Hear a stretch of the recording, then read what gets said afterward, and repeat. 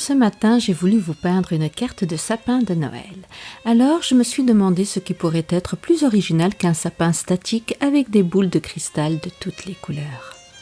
Pendant que je le peignais, je commençais à imaginer son histoire. Je vous invite à l'écouter. Je suis le sapin de Noël, le sapin rebelle.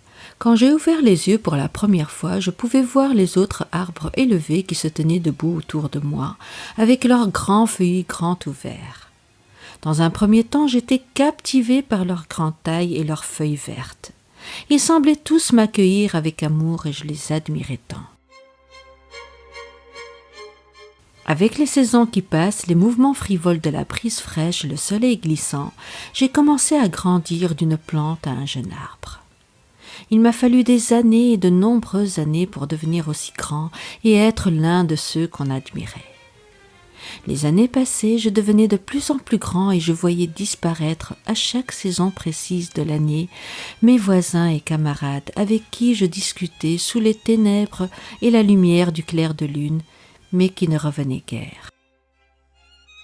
Je vivais dans une peur constante de me retrouver un jour arraché de cette terre qui m'a fait grandir et nourri à ce jour, et de subir le destin et l'agonie de perdre mes proches et chers. Mais un jour, je me vis envahi de petits êtres sur deux pattes, me lançant des rubans, boules et toutes choses qui brillent, et qui alourdissaient mes bras et compromettaient mon règne dans cette arène verdoyante qui était la mienne.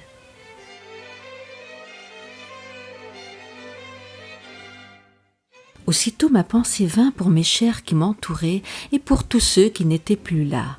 Alors pour exprimer ma colère et mon refus de quitter cette terre, je me mis à tourner sur moi-même, ce qui expulsa tous ces artifices et provoqua à mon fort étonnement, non pas la colère, mais l'admiration de tous ceux qui m'entourèrent. À partir de ce jour me baptisa le sapin rebelle et d'autres le sapin danseur.